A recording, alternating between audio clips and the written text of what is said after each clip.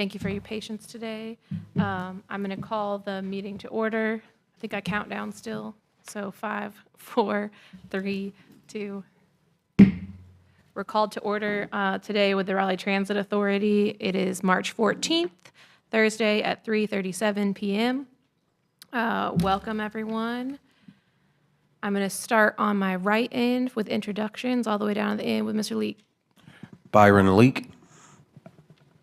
Mark Teague. Leo Suarez. Sarah Prado. Jennifer Truman. Linda Davis. Tara Truth. Christian Daniels. Nardra Johnson. Thanks, everyone. So as we look at the agenda in front of us, the first item is approval of the February minutes. Would entertain a motion or any discussion on February minutes? I move that we approve the minutes. I'll second that. It's been moved and properly seconded. All those in favor of approving February minutes, say aye. Aye. And those opposed?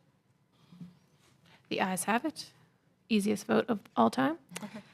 All right, are there any revisions or additions to today's agenda? None from staff. Any from the board? All right. Looks like we are grooving right along then. We will hold on public comments. It's only 3:40 and wait till 4 p.m. in case anyone is that. Did we have any signups yet? One?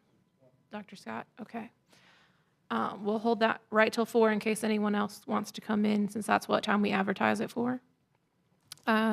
The next item would be staff action items. I see none, so then I think we're moving into staff information items. Is that correct, Mr. Walker? Sorry.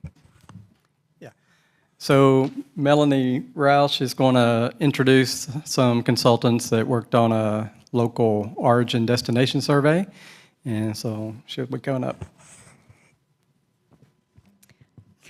Good afternoon, everyone. I am Melanie Roush, Senior Transit Planner with Go Raleigh.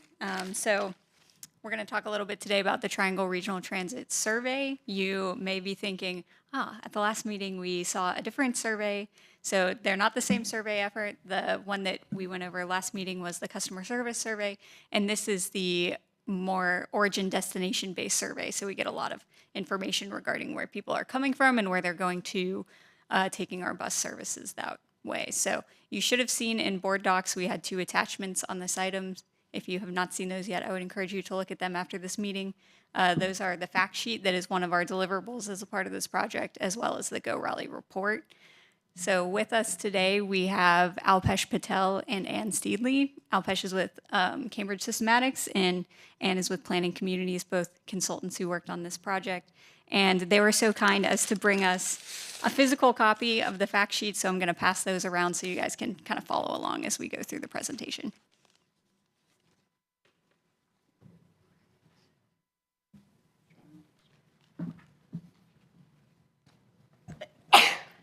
Good afternoon. Great to be with you. Thank you, Melanie, for that introduction. I'm Alpesh Patel with Cambridge Systematics. Ann Steedley with Planning Communities is with me here today. We're going to tag team through this presentation.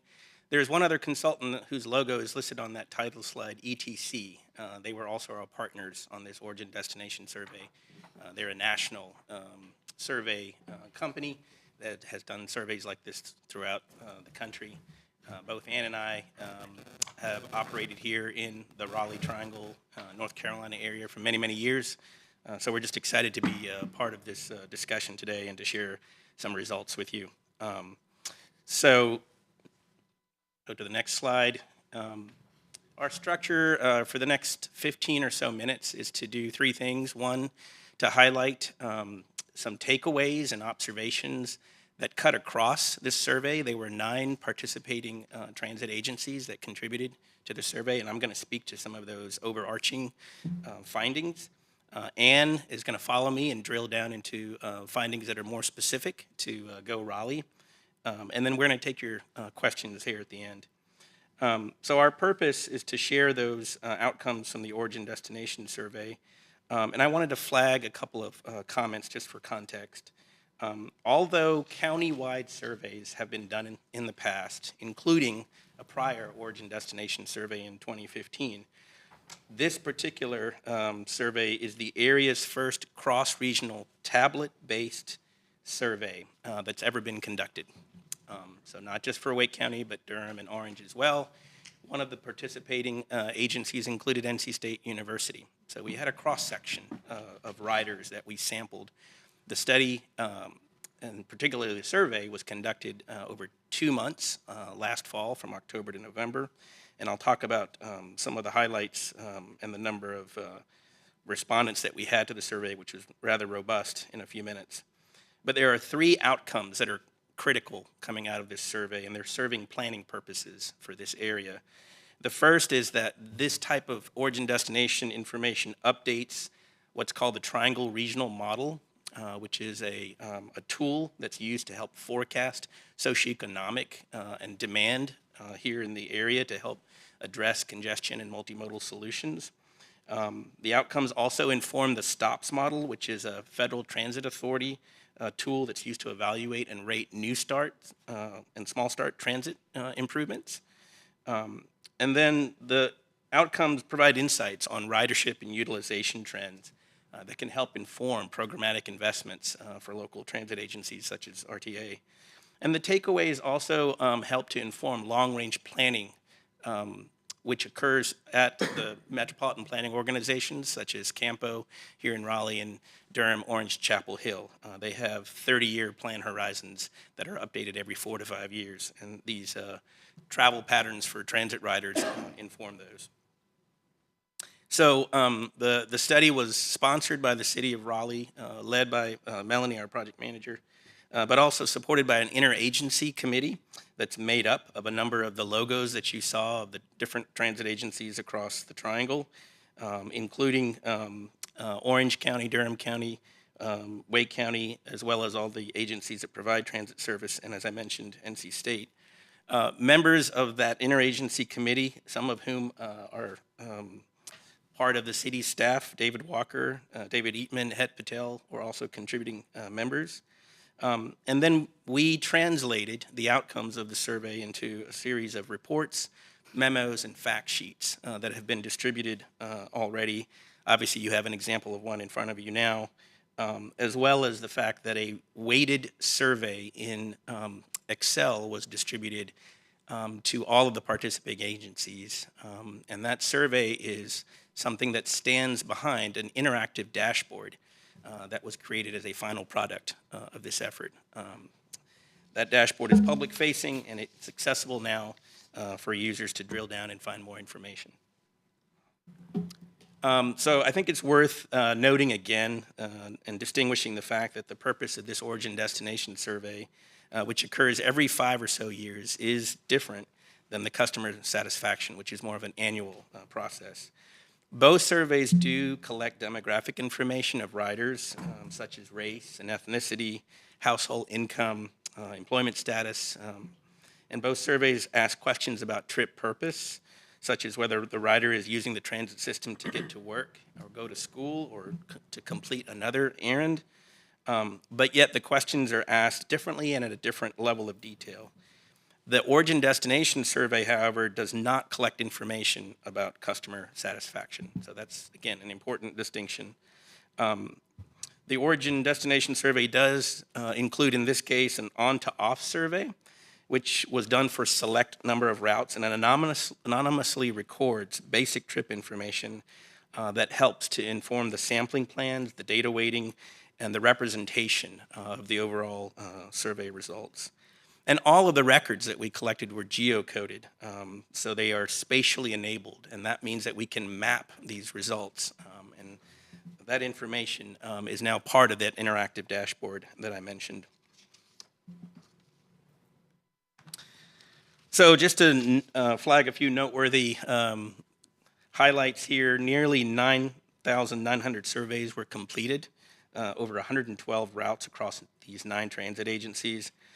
We met or exceeded sampling targets that we established for the selected agency routes to the tune of about an average of 121%, which was higher than what's typical for regional surveys of this size and scale. We had a 70% participation rate, which you can see in the bottom left corner of this slide.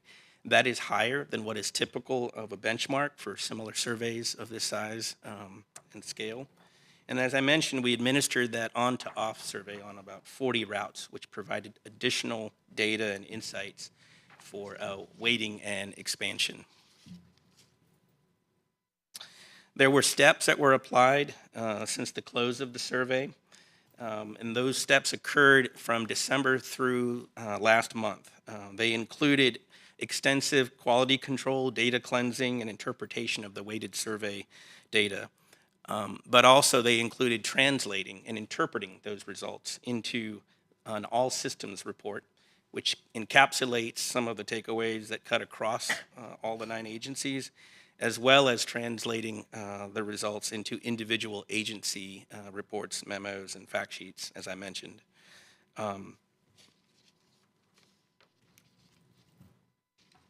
So these next set of slides are a few snapshot findings that, again, cut across the survey. They're not specific to any one route or any one agency, and will cover some trip characteristics that surfaced and that have some insights for RTA in a few minutes. But we've also tried to take pains to compare the survey results from this effort back to a survey that was done in 2015. So we'll talk a little bit about some of those trends as well. So as you can see on this slide, riders are still very predominantly dependent on transit. For those individuals that were respondents to our survey, only 27% own a car, and less than half of all respondents are without a driver's license. About a third of the respondents indicated that they had a household income of less than $25,000. And about 30% of individuals who responded refused to disclose their income. And that statistic on the right is actually increasing nationally, in particular for systems that provide free fare. So we're beginning to see kind of an uptick in individuals that are refusing to provide that information. Some of it may also be related to just questions, being suspicious about what the survey and what the government may be asking.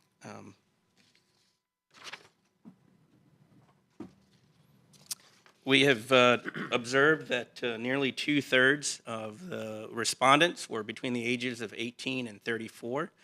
This is also a trend that seems to be increasing in the country, especially in densifying areas, such as the city of Raleigh. Younger individuals that are choosing to not own a vehicle or own one less vehicle and opting to take transit to go from their job to perhaps an after-5 event, or to go from their home to their job. So that's an interesting trend. And about 43% of the riders from a demographic standpoint were African American, and the 30% non-Hispanic and white. What this slide tells us is that work commutes are not the dominant trip for all systems. In other words, there are less trips that are occurring now than there were back in 2015 from home as an origin and from work as an origin, as well as to home as a destination and work as a destination. And all that tells us is that there are more trips that are occurring in between those two locations. So individuals may be taking a trip to run to that grocery store, or to run to pick up their dry cleaning and taking transit as their option. There are also time of day impacts that we've noticed that are post-pandemic related to work from home that are changing the number of riders that are using transit in the peak period. That number has gone down compared to what it was 10 years ago. Over 90% of our respondents choose to walk to cover the distance between the bus stop and their origin and destination. And then over 70% cover that bus stop distance between 1 to 5 minutes.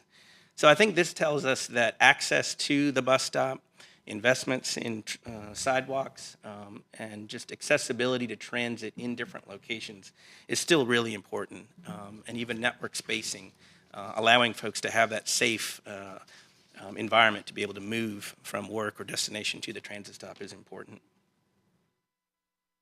This table basically reflects the comment I had made earlier that we've exceeded our sampling goals on almost all of the routes that were selected for these different agencies. And we feel like that was a really important accomplishment along with that very robust participation rate. So with that, I'll turn it over to Ann to talk in more detail about some Go Raleigh findings. Thanks, Alpesh. Good afternoon. As Alpesh mentioned, our firm Planning Communities has been engaged with the current survey, and we oversaw the Wake County Transit Survey with the support of ETC in 2015. That was the first tablet-based survey in the region, but it focused only on Wake County, which is good because you actually have some trend information that your neighboring counties don't have as well. There was actually a 2010 paper-based survey that was done for Wake County as well. The region as a whole did a paper-based survey back in 2007 as well. But today we want to share just a few highlights as for Go Raleigh's results for the current survey. And we say current survey, we are talking about fall 2023. So the first slide that you're seeing here is really just the responses by routes, and it's mainly a reflection of your ridership. The survey sampling targets overall, which was about 10%, were applied to all of your routes. So there were just a few routes in the region that were oversampled, and this included for you all I believe the Route 4, Route 7, and Route 20. So the breakdown here mainly reflects your ridership on your busier routes. So most of the surveys, almost 15%, were collected on your Route 1, followed by 11% on Route 15. The 9% you see on Route 7 probably also reflects the fact that Route 7 was oversampled versus just its ridership. So the topic that we know has been of interest to Go Raleigh in particular is system transfers and what's really been going on with those. Almost 40% of Go Raleigh riders transferred to or from another bus route before or after completing the survey. Most of those riders were using another Go Raleigh route, about 95% of those, and the remaining 5% were connecting to Go Triangle. You can also see here, which routes, Route 10 and 36, actually had a much higher number of transfers than your overall average, and that your connector routes, did not have many transfers. There were just a handful, percentage-wise, a little over 6% of riders that are making multiple transfers, 2 or more. Most of those were connecting to Go Raleigh routes again, and about a quarter of those, though, were connecting to Go Triangle. There were 12% connecting to Go Cary, and Go Durham was 2% of your connections, and Wolfline was actually just 0.5%. The figures there add up to greater than 100% because when you're transferring to multiple systems, you could be coming from multiple systems. While this number of transfers, and it was observed by staff as well, is lower than the previous origin destination survey, those values are in line with trends like ETC in particular is seeing nationally on other surveys. Percent transfers have really dropped post-COVID, but a solid explanation has not kind of come out as to exactly why that's happening. Other reasons that were mentioned is there have been trends up in some of the last and first mile options, and perhaps rideshare being another factor for different types of commuters. In terms of trip purpose, about 80% of Go Raleigh trips are home either as the origin or destination, and about 35% of trips are either to or from work. That actually, compared to the slide Alpesh was showing, you have slightly higher proportion of work trips than the region overall. That could be due to the student orientation of some of the other systems. The most common trip pairing was actually home-based other. That's actually including trips such as shopping, running errands, medical visits, dining, entertainment, and social visits. We'll see more detail on the next slide. So when we look at this slide, these are two different pie charts that show origin place and destination place. We may be catching somebody. This survey focuses on the individual trip, so we're catching somebody coming from somewhere or going to somewhere. So on these charts, there's similarities, but the work trips are slightly higher here in the destination place type, but both of these percentages are a little bit higher than those regional percentages that Alpesh showed previously. As you can see, the other category gets broken out here. Shopping, errands, social and recreation, and eating are all a little bit evenly distributed among that other category. So we also took a little bit of a look at trip characteristic trends. A little bit of a caveat is that with the ridership impacts of the pandemic, there is some drop in ridership across the region and on Go Raleigh, but probably the most notable impact is the drop in work as a destination for trips, because the next slide we're going to look at time of day trips, and we do see some drops in peak period commuting. So that is in line with those. So the kind of the biggest difference trend-wise was the percentage of pre-9 a.m. trips, so sort of traditional or early morning commute dropped significantly, both regionally and for Go Raleigh. We saw a lot more trips in both off-peak periods, midday and evening, so that is something that's, that has been consistent as well with what's been seen in other systems post-COVID in terms of travel behavior throughout the course of the day and the purpose related to work. Getting to and from the bus stop, Alpesh mentioned that the region, over 90% of people walking. Well, for Go Raleigh, that's over 97% are walking, less than 1% are bicycling, and then another portion, small 0.2%, are using another mode such as scooter and ride share or another mode. Most of your riders are making the trip in less than 10 minutes, made up of almost 70% who are making it in less than 5 minutes and another 20% in less than 10 minutes. You do have, a notable portion who are walking 11 to 15, or not walking, traveling 11 to 15 minutes to get to the bus stop, to or from the bus stop. Most of those will be walking, but a few of them will not be. In terms of some of the different demographics, again, the age group of 25 to 34 years old was the largest age group for Go Raleigh. Most of the other age categories were fairly equal, except for your riders over age 64 and your under age 18 riders. The largest share of riders identified as African American or Black, and white alone identified as non-Hispanic, about 22%. This is a little bit of a contrast with City of Raleigh demographics, which showed that the City of Raleigh had a 28% Black or African American population and 53% white non-Hispanic population. In terms of employment status, this slide shows the current combined employment and student status as well of riders. About 72% of Go Raleigh's riders are employed. This includes those who are also students. So you can see those slices of the pie here. Employed plus students is about 8% overall of the ridership. And about 83% of people live in a house who are riding, who answered the survey, live in a household with one or more employed people, including themselves.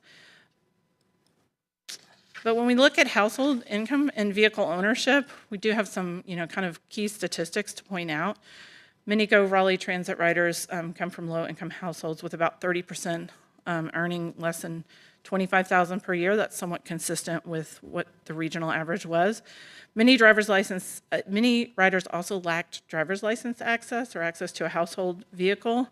Of those who didn't have a driver's license, about 47% had a driver's license and 53% did not have a driver's license. If you remember the regional average, about 42% of people did not have a driver's license, so that is higher with Go Raleigh. And only 44% of Go Raleigh riders have a household vehicle. 65% of those riders said they could not have used that vehicle for the particular trip they were being surveyed for. When you pull this all together, only 15% of Go Raleigh riders had a vehicle that they could have used for the particular trip they were being surveyed on. That is compared with 27% for the region. So I will hand it back over to Alpesh to kind of close out on some of the major deliverables, including a dashboard that you guys will get to get a link to as well. Thanks, Ann. Yes, this slide depicts a screenshot of the different deliverables that we've provided and we've mentioned previously. Just a couple of notes on the dashboard. As I said, it is an interactive, public-facing dashboard. It has the ability for anyone to filter and query the results by the individual questions that were asked in the survey down to the route level. You can also filter by individual agencies, such as Go Raleigh, look at information by individual route. You can cross-tabulate by multiple questions and drill down into more detail. And there are mapping results in the dashboard by trip, origin and destination, by bus boarding and alighting. And then you can examine trends against census data as well as to the prior 2015 survey. So we're excited, again, to share this information with you. Glad to take any questions that you may have. Thank you for sharing. Looking around to see who might have questions. It's really great to see this kind of data. I think we were all excited to see just the customer service survey last time, so seeing the whole regional data this time is even more exciting. Particularly interesting to see how we compare to other systems, so appreciate the attention to that. Do folks on the board have questions for the team here? I have one question, Chair. Sure. So on the data that showed the length of a trip, I think it was like less than 5 minutes was the popular interval, I believe. How many of our riders are traveling across to other cities versus staying here? In terms of just a percentage or Yeah. a number? Are we even collecting that sort of like cross municipality or county travel? For this same population that's low income, like the majority of the riders for our city, are we tracking their trips across to other? Okay. Yeah, I think, did you hear Ann's response? So I can't stand here and give you an exact number of what that is. But the dashboard is built to be able to answer those kinds of questions. And we did ask surveys about transferring across systems. And we did find that there's a percentage of individuals who do that. What that number is and how it compares to other regions of this size, I'd have to circle back with you and give an answer. So. No problem. Thank you again for your work. Other questions? One. Yes. What was the age range? How young did it, or did you not? Is there any data on younger adults? To 18, and then all the way up to 65 and older. So that's how we were trying to break up the demographic results that you saw. Okay. So. There was a portion under 18, but they had to ask permission. There was a protocol, so it would be underrepresented. But there are under 18 riders. It's just that they would go through to ask who's with them. Okay. Other questions? I had one as a follow-up to Dr. Ruth's question. I think you had shared information about the length of the walking trip to the bus stop. Was any survey data taken on the length of the trip on the bus, like the amount of time on the bus? Yeah, that's a good question. I don't think we have like explicit information about the length of time on the bus, except just what is the standard duration for that typical trip. Are you referring to like how that length of time on Go Raleigh compared to someone that would be on a Go Apex, Go Carry, or other I think system? so, yes. I think it would also just be good to know the average trip time with a transfer or without a transfer. Because I think the transfers were of particular interest, as you guys noted, to our board. It's something we talk about a lot, about whether people use routes in the way that we expect or design them to be used in. And so a window into that might be the length of time to take the trip. So if I were to get on the number 7 and go straight downtown, obviously that takes the amount of time it takes the number 7 to do that. But if I'm making multiple transfers in order to do that, it would be a different length of time. Okay. So is that something that's possible to analyze with the data or not? I think so, yeah. And I think if you could give us some time to just investigate that a little further and then bring back an answer, we're glad to do that. So. Very cool. I like data. Other questions from other folks? Of the 44% of the riders who had access to a vehicle, how many of those, of that 44% were licensed? Just for Go Raleigh or the all system For Go Raleigh. statistics?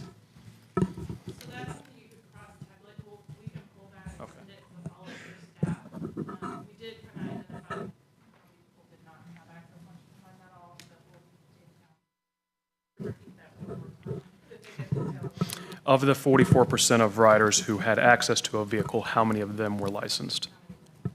Thank you.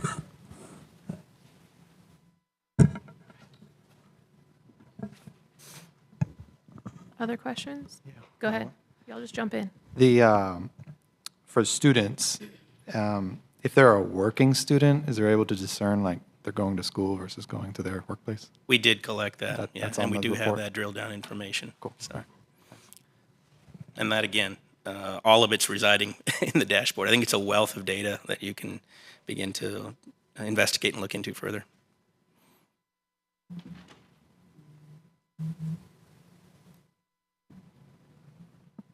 Thank you for the report and for the digital dashboard. I'm sure that we will all have follow-up questions because we're tasked with figuring out what the right thing to do for the riders is. So any window into what riders are doing or need, we value. So thank you.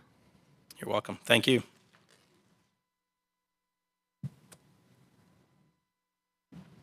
I'm not sure what's next on the agenda, but I'm guessing we need to go back to public comment. All right, so it is 4:08, so we will start public comment. Do I gavel for that too, I think? Still figuring out when to gavel. So we have 2 people signed up for public comments.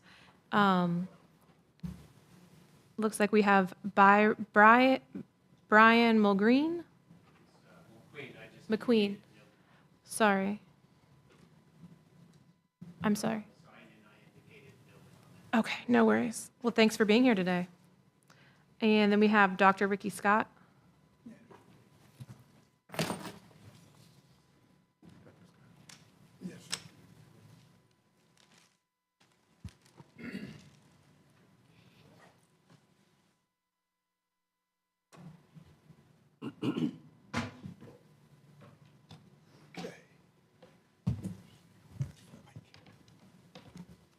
Okay. Let's see, where is it? Oh, I got you. All right. Good afternoon, everybody. Good afternoon. I want to thank you all for your service, and I appreciate having the opportunity to come to speak with you briefly here this afternoon. As a longtime community advocate, I, as you know, am always interested in public transportation and particularly interested in the ADA paratransit. And I just wanted to comment on the fact that you all have recommended that the fares, we return to fares for our buses and paratransit. Well, first of all, I had a question about if you all had done any kind of research in the impact of a return to fare on persons with disabilities and the general public.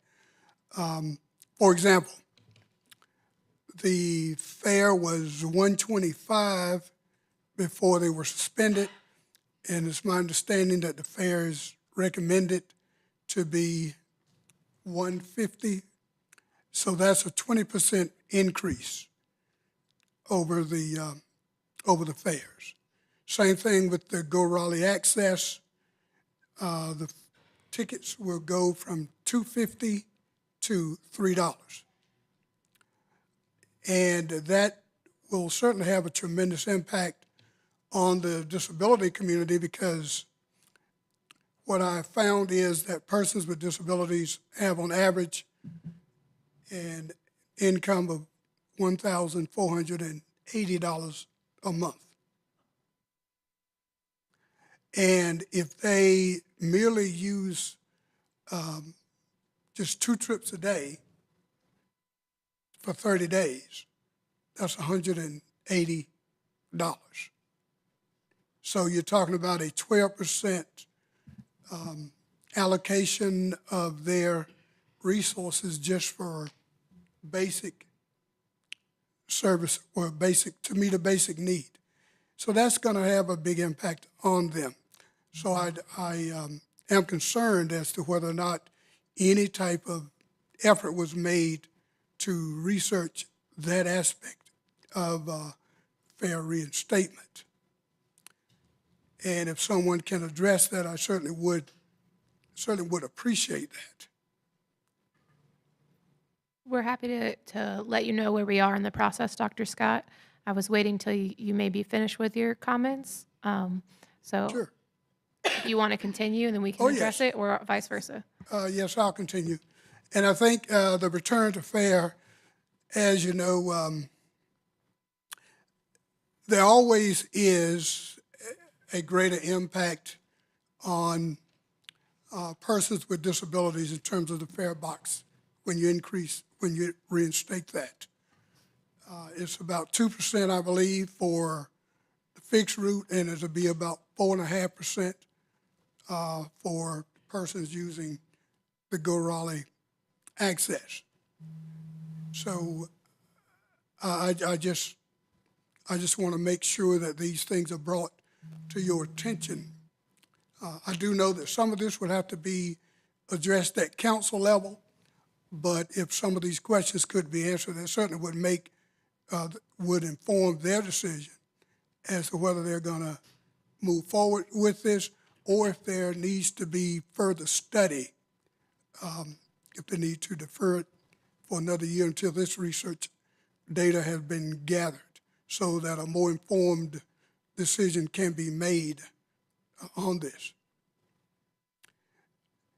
And see, the other thing that I wanted to inquire about in your recommendation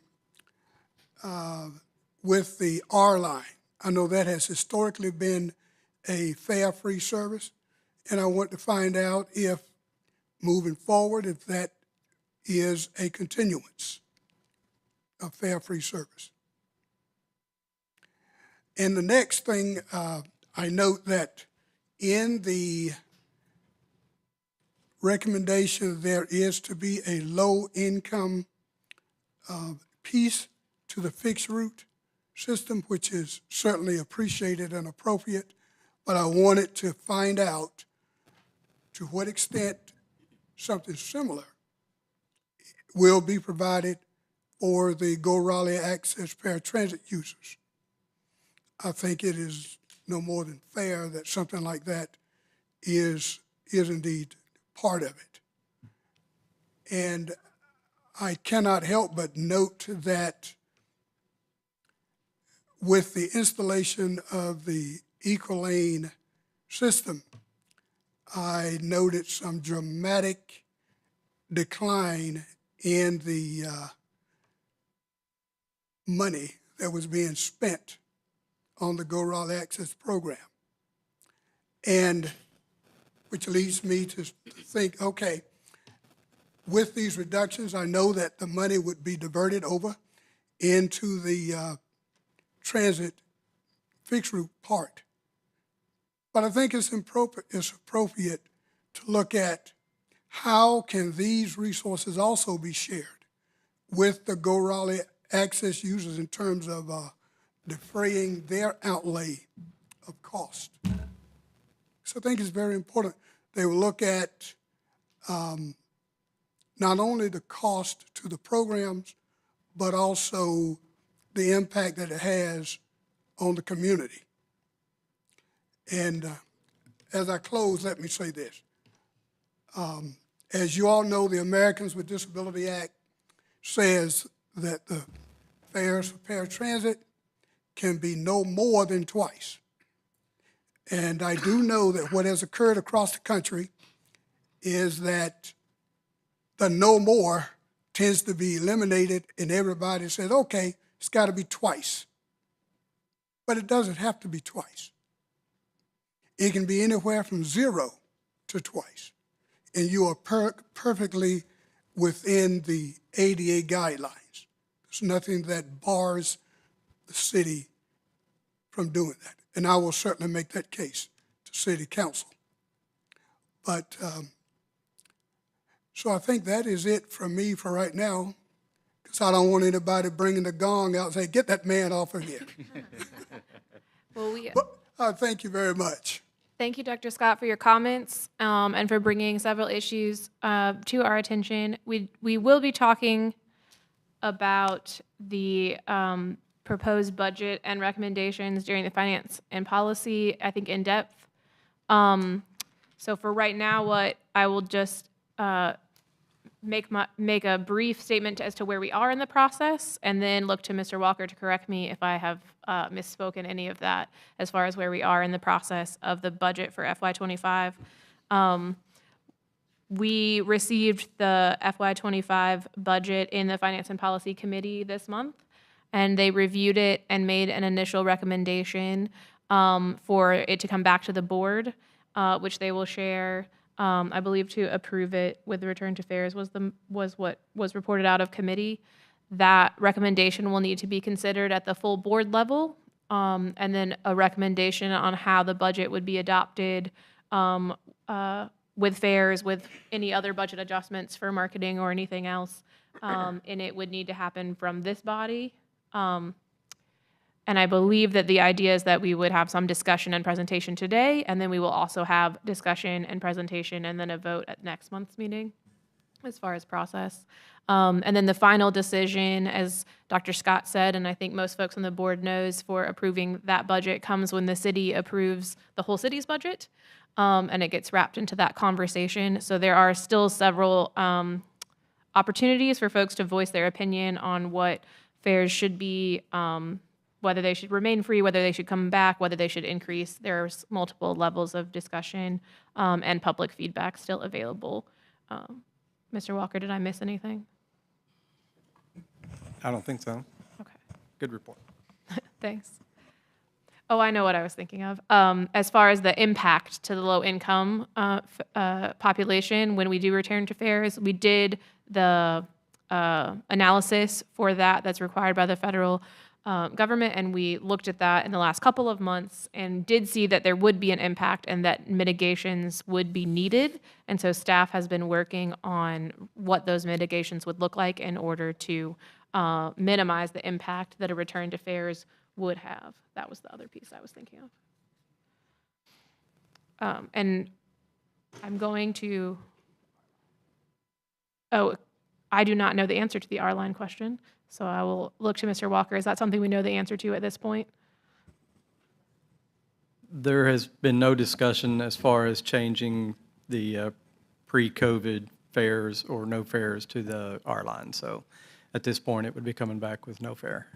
Okay, thank you for that. I think we're going to have much further conversation about this when we get to finance and policy. Hopefully, folks, Dr. Scott and other folks that are here can stay for that portion of the meeting and won't be too far down the agenda. Any other comments right now? Okay, so we'll move to the marketing committee report. And I'm going to lean on Andrea to help me with this one because Bryce sent me a bit of a report, but I know there were several things that they were going to actually report out. Let me pull up his notes. So marketing committee heard from the BRT, Southern Artist in Residence. David Wilson came to the meeting and shared his goals for the public arts portion of that project. So if you don't know, major projects and transportation projects in the city get a small portion of their budget dedicated to local art. And so David Wilson was selected for that on the Southern Corridor. He shared his community engagement strategies for going to planning sessions, working with focus groups and forums to target diverse communities and businesses regarding how they would like to see art implemented along the project. We've seen presentations in the past like that from New Bern, just because it's a little further along in the construction process. The staff shared a fair amount about the high school outreach efforts. So thank you to Rachel Anderson and everyone who's been working hard on those. Just as a reminder, the marketing team did place an ad in the Wake County as a flyer for Wake County schools, and they saw a good amount of clicks and impressions for that from specific targeted high schools that have the ability for people to take the bus to that high school. And then Andrew briefed us on busopoly metrics. They're working on implementing new creative in April, And if you have any Busopoly questions, Andrew can share them with you as he has shared them. I think you guys actually got to present at a conference and share about your marketing strategies to other agencies as well. So congrats on that. Working on optimizing the performance of those ads on social media. And based off of some of that ads, the marketing team reports they've seen an increase in users year over year that are accessing the Go Raleigh website. And then the last item that had extensive conversations was actually about the FY25 marketing campaign budget. And the summary of the kind of very good and constructive conversation that the marketing committee had in that meeting about where we spend our marketing money and who we target with it was that they have decided to ask for an increase in funds from Wake Transit Plan. And so there'll be more on that, I'm sure, as we continue to talk about the budget. Andrea, did I miss anything? It's Bryce's notes, so. Does anyone have questions for marketing committee that I can pass back to the chair in his absence? I don't have a question, but I do have a comment to Andrea and your team. So I've seen the Instagram videos, especially for leap year. I love it. So continue to keep the community engaged. So it definitely works. So you're welcome. Agreed, for sure. Other questions or comments for marketing? Okay. Finance is next. The Finance and Policy Committee met last week. Pull your and- mic down. I'm sorry. Oh. The Finance and Policy Committee met last week, and we did have a discussion about returning to fairs, and that is something that I think Melanie is prepared to talk about. Is that right? David Walker is prepared to talk about today in our discussion, and we want to bring that up for a vote of the full board. David, will you? Sure. Melanie, you want to take this?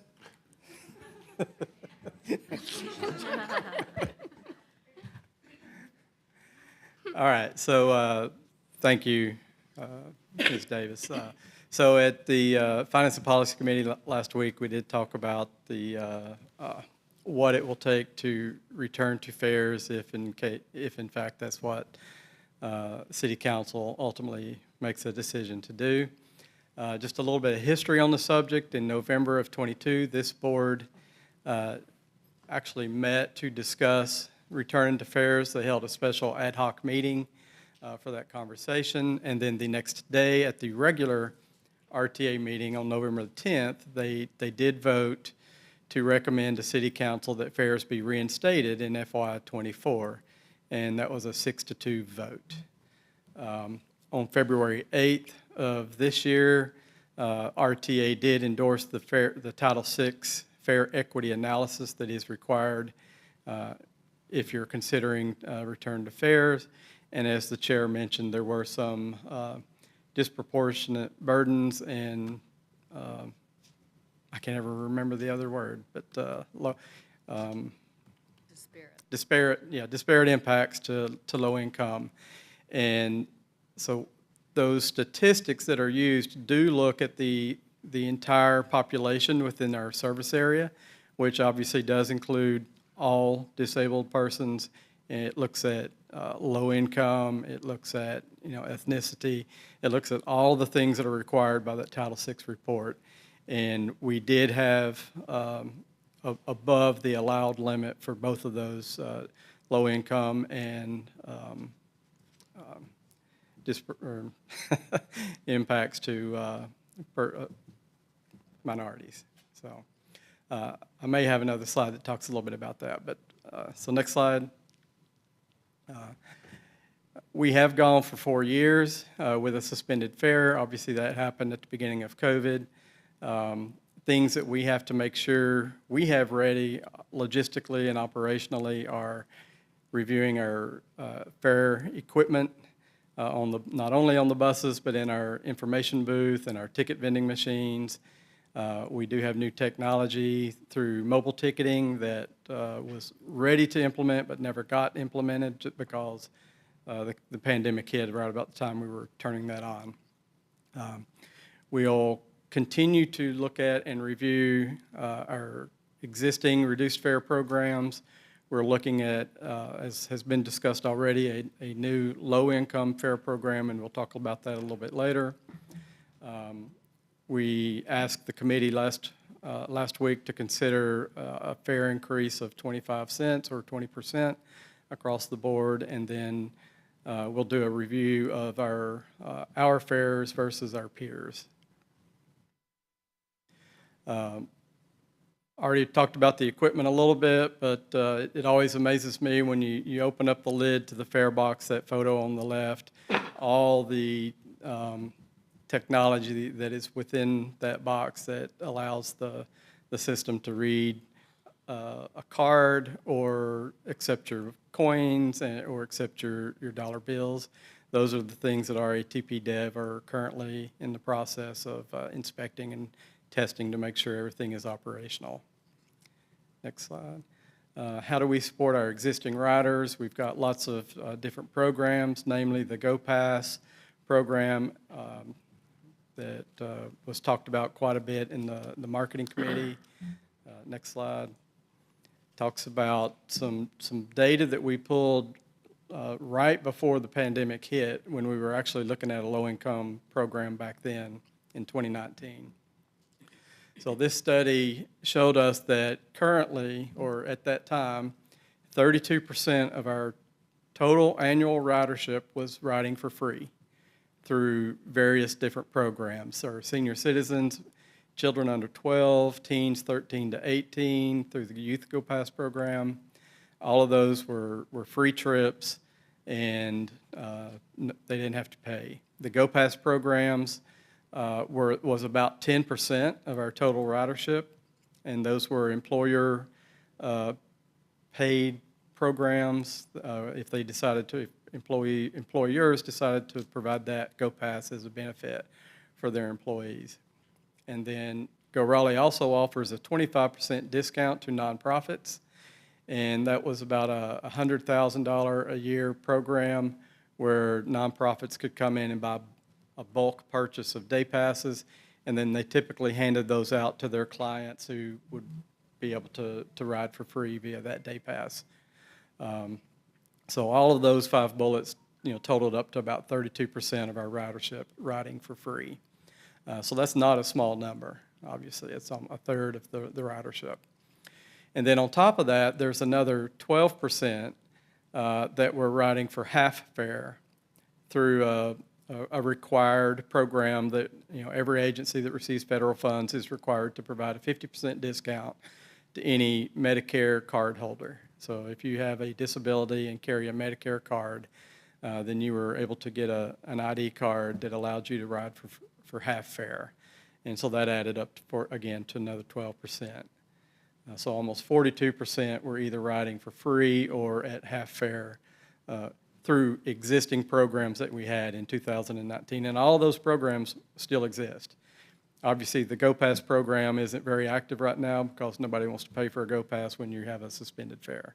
But everything else would be active immediately if fares were to return. All right. I mentioned the mobile technology that we had purchased regionally that never was implemented because of the pandemic, but one option that it has is fare capping. And if you're not aware of what that is, it will track your purchases if you're using the mobile ticketing app to buy your passes. It will track your expenses throughout the week, throughout the month, and it will automatically upgrade you to, if you're buying day passes, on day 5 you will have paid enough money to have purchased a weekly pass. And so it automatically upgrades you for the next 2 days to a weekly pass, so you get to ride for free for the next 2 days. And then it starts that process over again in week 2 of the month, and again in week 3 of the month. And toward the end of week 3 of the month, you will have paid enough to have purchased a full monthly pass. And so you ride all of the 4th week for free through the fare capping technology. So that is something that will be active immediately, in July, assuming or if City Council does make a decision to return to fares. The low-income fare program, we've been working with Go Triangle on this program. It's not set in stone yet. We will be working with the Wake Transit Plan and the TPAC, or Transportation Planning Advisory Committee, to help mold that program into what they would hope for it to look like. And then we will also be requesting funding from the Wake Transit Plan to help pay for that low-income fare program. Immediately out of the gate in July, if we return to fares, we have a working agreement with the Wake County Continuum of Care providers. Our staff have been meeting with them over the last couple of months, every 2 to 3 weeks, to have conversations about this low-income fare program. And they have all agreed to distribute Go Passes for us to all of their clients. So on July 1, their clients would have so that would be at a bare minimum, that would be ready to implement in July. And we hope to have the full low-income fare program ready by July, but just in case, that's our phase 1. We know we can get that done. And then phase 2 would be that full implementation of a low-income fare program with the approval of TPAC and the funding for that service, if they agree to that.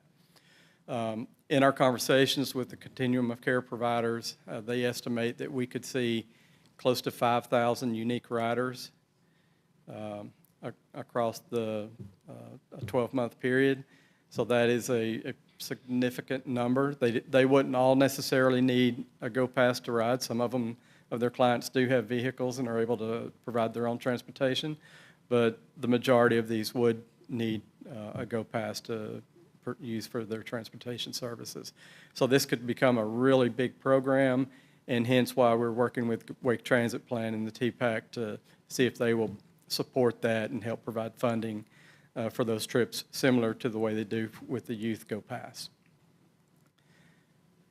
Other things that we're looking at to make access to the bus more friendly and make it more accessible is a tap and go option, to where you can simply get up on the bus, tap your debit credit card on the bus, and register just like you do when you go to the market.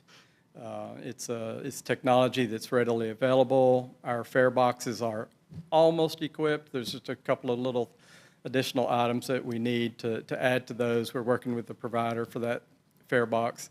We're waiting on pricing for that at this point. But probably would not have that ready by July, but later this fall we would have that up and available to go. And that technology also allows the fare capping.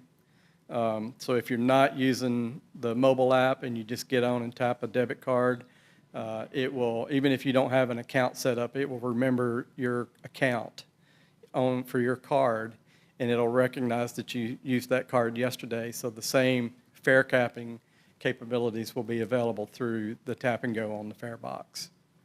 If you don't register. Even if you don't register. So we do have a little bit of work to be done, left to be done on that, but we know we're going to get there. So moving on, just to talk a little bit about the consideration for a 25-cent increase. Our last fare increase was in 2014. We went from $1 per trip up to $1.25. When that increase was approved, we actually had a phase 2 that was also approved at that time to go ahead and move it up to $1.50. And I think the phase 1 was going to be for a year, and then after a year, move it up to $1.50. But ultimately, that was never implemented due to various reasons. It has been 10 years now since our last fare increase.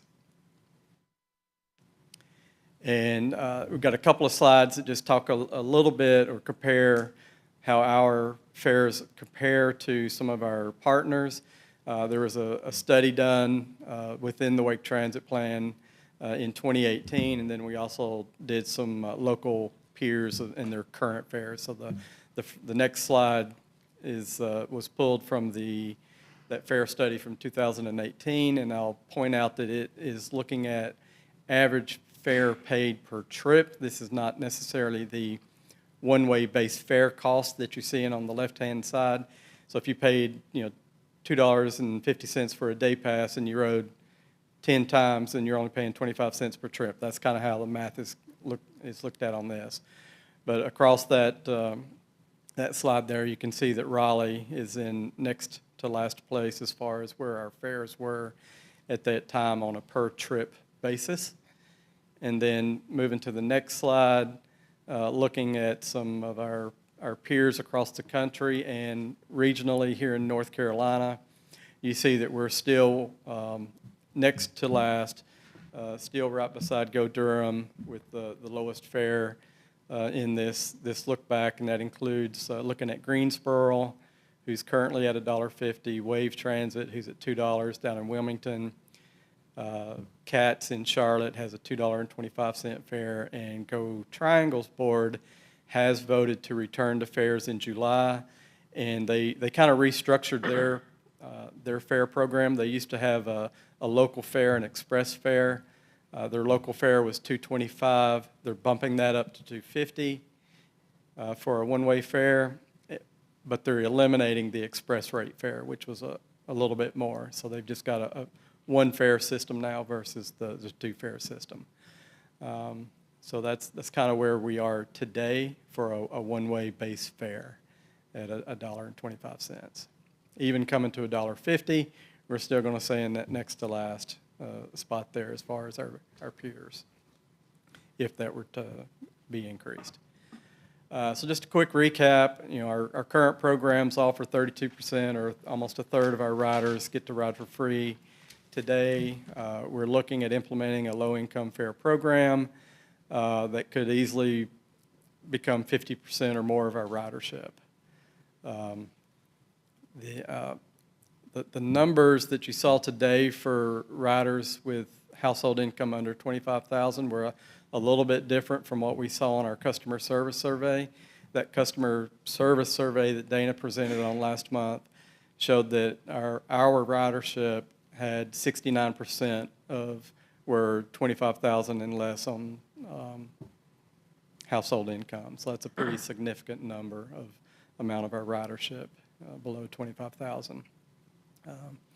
12% did receive, the half fare. We've got the fare capping options. We're going to implement tap and go technology, and already talked about those last two bullets. So next slide.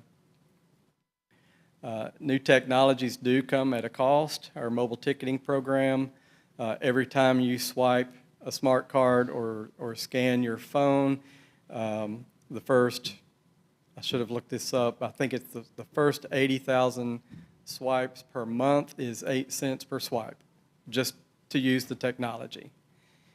After 80,000 up till I think it's 200,000, it's 4 cents per swipe, and anything over 200,000 swipes in a month is a penny. We did the math on that using that 50% potential usage with a low-income fare program, and the fare box and or the mobile ticketing, we could spend easily $150,000 a year just paying for those swipes. So the technology is nice to have. It does provide a lot of options, but it does come at a cost.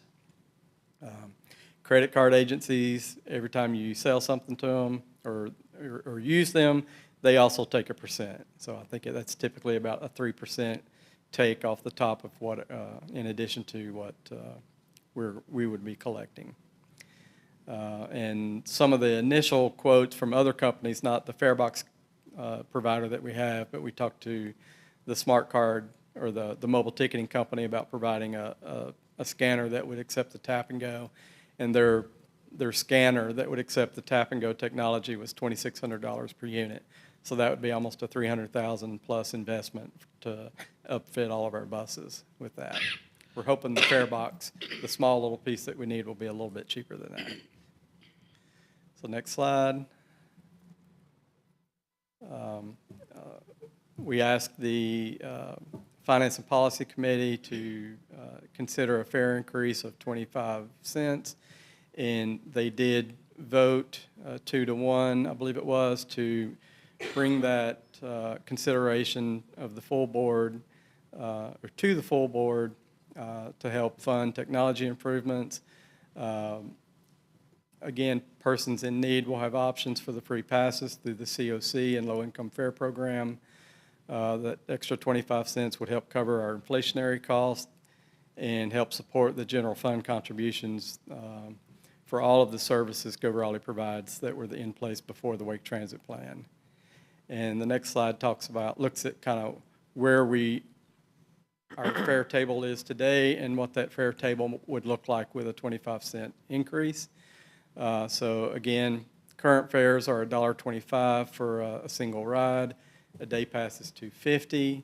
If this were to be recommended and approved to move forward to City Council, that would go from $1.50 for a one-way trip and $3 for a day pass. And you can see the totals there for the 7-day, 31-day passes. And that reduced half fare column, that's that other program that we have, we talked about a little bit earlier, that 12% of our total ridership used that half fare program. As Dr. Scott mentioned, it would also potentially bring with it an increase to the ADA access program. Their current rate is $2.50, and that would also potentially increase to $3. However, that that could or could not be brought forth along with the rest of the fares there. And I believe so. The next slide is the last. Well, maybe not.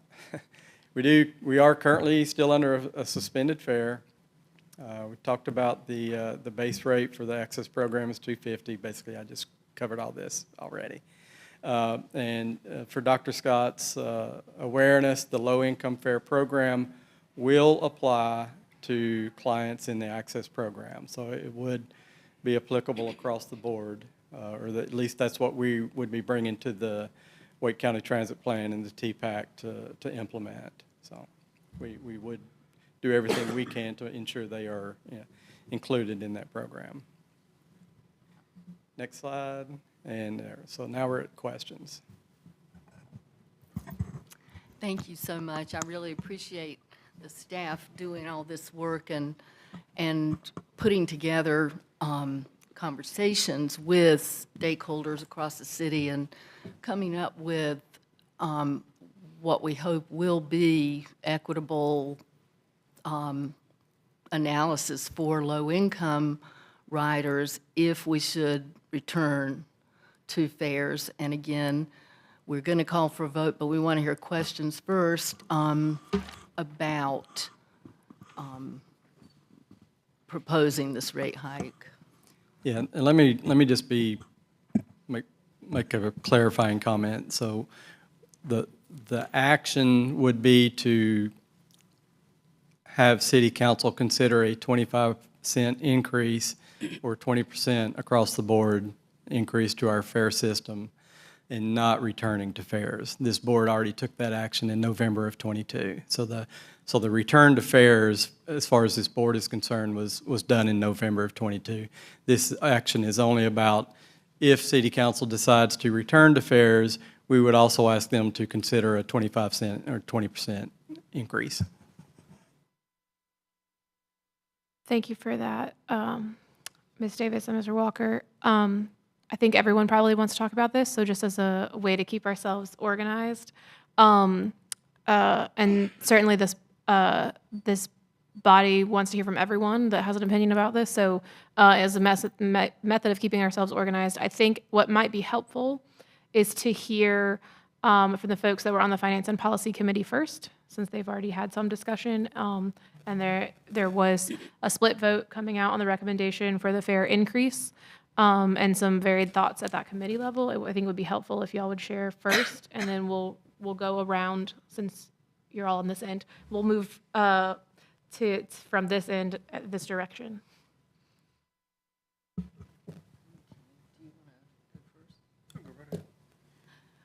Well, we will, all three of us were there. We're the Finance and Policy Committee.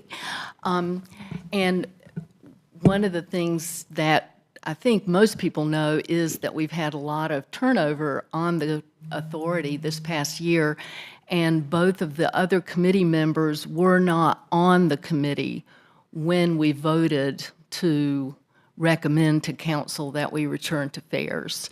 So that was a little bit of a confusion in our committee meeting, but of course, since we had already recommended that to City Council and they did not do it for FY24,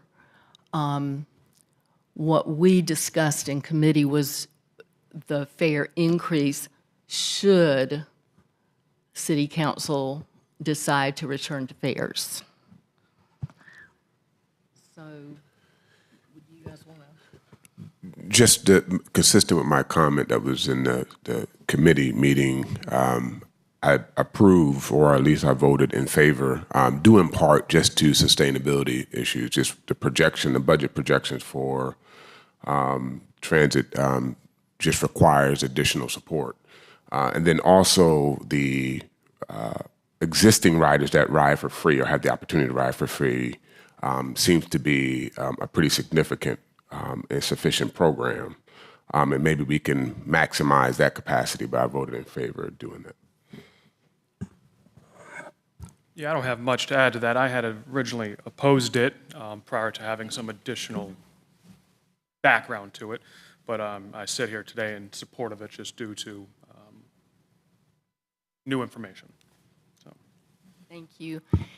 Yeah, Madam Chair, we did, we had a robust discussion about it in committee, and I think we do now feel very positive about recommending to the full authority that we do increase, recommend an increase in fares should we return to charging fares. Before the pandemic, we did have 32%, probably even more than that, people who were able to ride for free, and we still will have those same programs in place, maybe even a little more organized and inclusive in terms of our ability to get reduced fare or fare-free passes in the hands of people who need them, who qualify for them. But for those who don't qualify, we believe that in line with all the other surrounding communities and across the country, that we should ask for an increase since we haven't had one since 2014. We'll skip back to Ms. Johnson if you have thoughts on this item before we start heading this direction. And please pull your mic down. Oh, I'm sorry. In hearing, I'm new, so I'm taking in all this information. But in hearing about how the different scales, sliding scales for low-income, ADA, paratransit, so forth. One of the things that I found most interesting was about if you provide your Medicare card, that you can be able to get a pass at a discounted price. Am I correct in saying that? Does people know this? Yeah. I don't think a lot of people know this. And the reason for saying that is my son has a Medicare card. He loves riding your buses, but he has never known, I never knew, that he could have provided his Medicare card to get a discount on riding the bus. So with that being said, is it marketed well? Because I do look at the websites, and I've never seen it on there.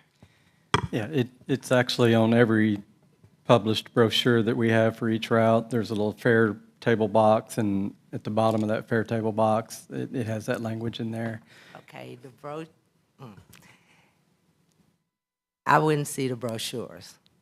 My son would see it, but when he gets on the bus, that's the last thing he's going to look up at. I'm paying attention to the website.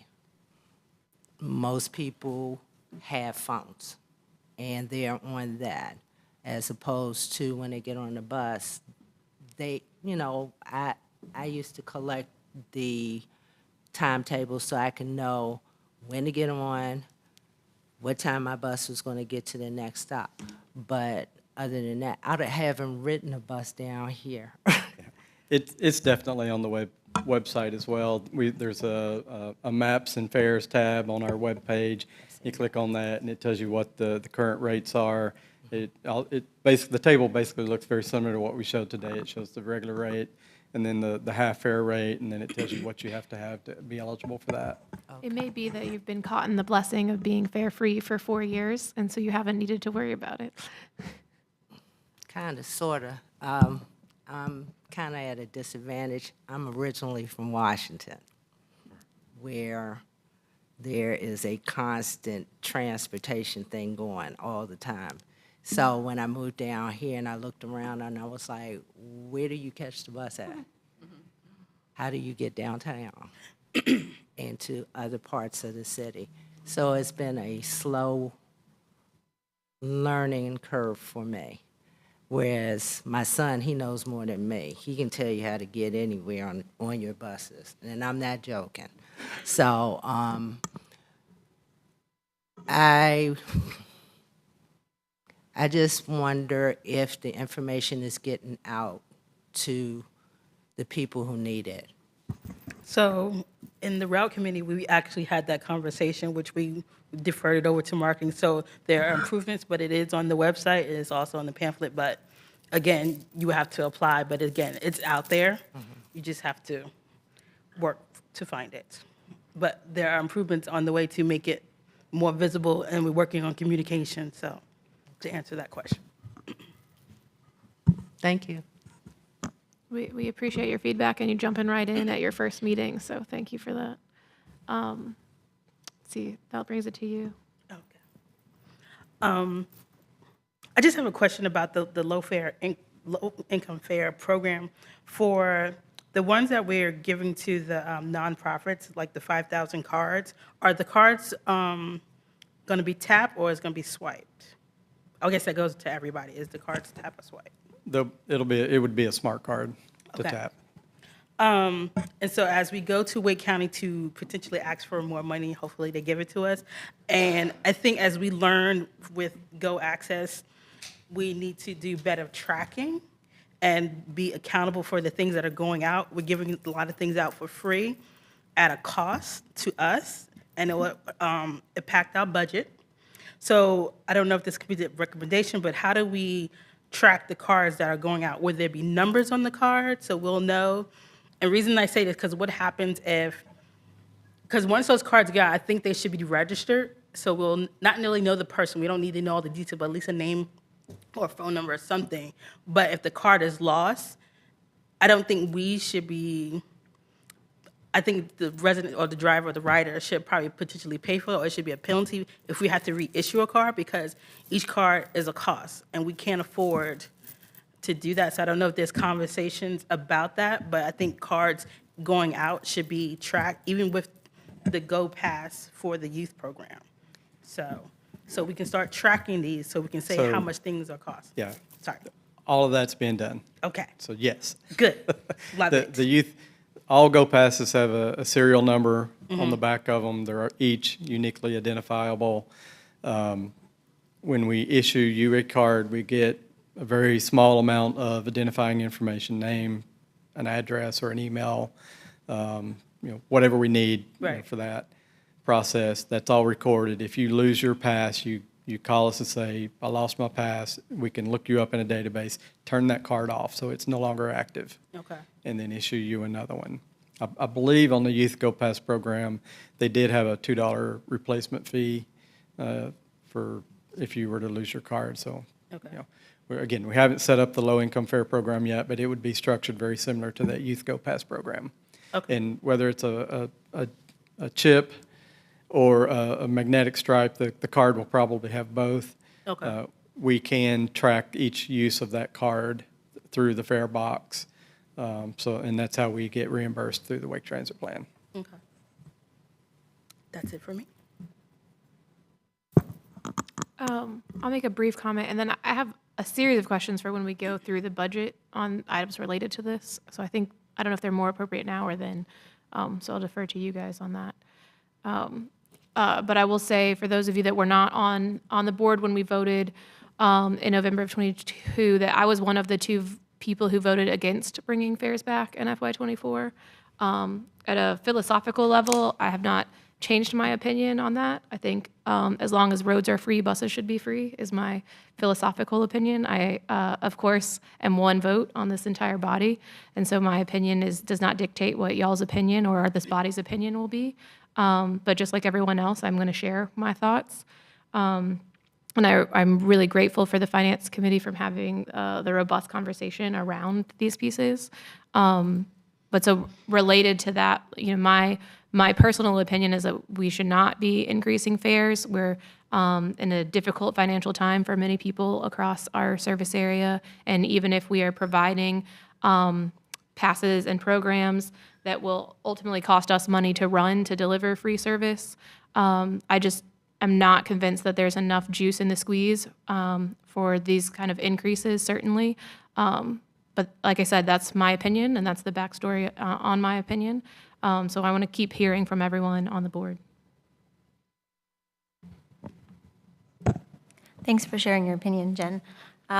So I am for the increase in the fare. I know we're not voting right now, but the reason being that I think we need to grow in our transit capabilities, similar to what Ms. Johnson was saying about where's the bus, how do you get on the bus? I feel like we're a growing city. We have a lot of needs for transportation, and the only way to get people on board with riding is to actually provide frequent services, more bus services, more connectivity between the buses, and that requires money. I do think I'm only saying that because we're going to be instilling these services for low-income people that will be able to access the same service with no fare. I think that those who are capable of paying the additional cost, it's similar to taxing, in my opinion, should be paying that additional cost to sustain those that cannot. And I also think that we should make it if it is voted upon that we increase the fares, then I do think that alongside that, we should also make it very clear in a marketing manner that there are many new programs that will be instilled for those people with any need for additional services that are not encompassed in this just general pass. So that's my only caveat. If we do vote for the fare increase, that it should be hand in hand with new advertising capabilities to make it known to those who need the information on how to access the lesser cost fares.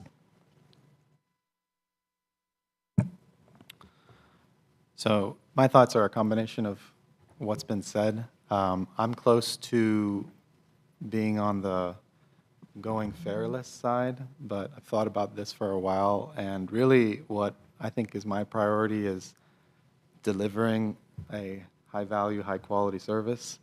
So that means different things to a lot of different people.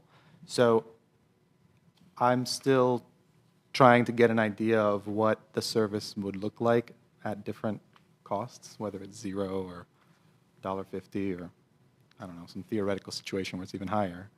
And that fare, it means different things to different riders, right? So I think where I land is, like some have said, advertising those discounts. And actually, I would lean toward expanding those. How can we, because all I'm hearing from the surveys are that a large subset or even a majority are low income.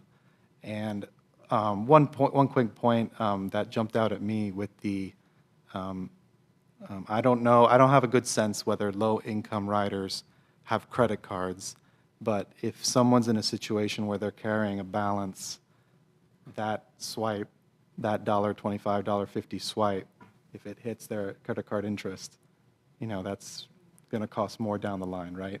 So I hate to set that up, that what's perceived as something easy, I don't know, there could be some unintended thing going there. I'm for the technology and the ease of service, that's great.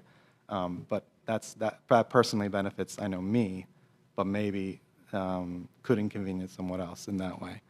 So anyway, I'm not sure where I land just yet on this, but I would want to support expansion of the discounts, advertising it. Like, I think that's good. Make sure, I hate to see someone who uses a credit card could have gotten half off or could have even gotten for free, and they go that route. So it's about really matching riders to where the value is and doing that right. So I don't know where that lands here, but that's kind of my reactions right now. I have more specific questions toward paratransit. You mentioned that Medicaid riders ride at 50%. And to my knowledge, prior to COVID, that did not apply to paratransit. You also discussed the 25,000 income and lower. Well, as Dr. Scott pointed out, it's 18,000 and less for my community. My questions are, has there been an impact report specifically on the paratransit program? Because we are asked to pay twice the cost of fixed route. So and what kind of programs are going to be offered for specifically the paratransit program?